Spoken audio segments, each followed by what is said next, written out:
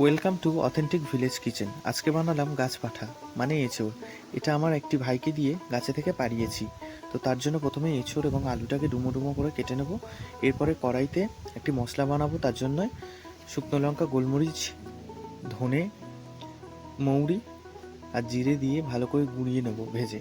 এরপর কড়াইতে নুন, হলুদ, লঙ্কা মাখিয়ে চিংড়ি মাছগুলোকে ভেজে নেব। এরপরে ওই তেলে শুকনো লঙ্কা, তেজপাতা ফোড়ন দিয়ে তুলে দেবো পেঁয়াজটা ভাজা হয়ে গেলে দেবো টমেটো দেওয়ার পরে একটু আদা রসুন দিয়ে নুন, লঙ্কা, হলুদ এবং ভাজা মশলাটি দিয়ে ভালো করে কষিয়ে তুলে দেবো সেদ্ধ করা আলু ও এঁচোড়টাকে। এরপরে কিছুক্ষণ ফুটে আসলে ওর মধ্যে দিয়ে দেবো চন্দুনি, কাঁচা লঙ্কা ও একটু সর্ষে।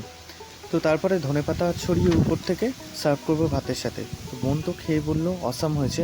তোমাদের কেমন লাগলো কমেন্টে জানাবে। Thank you.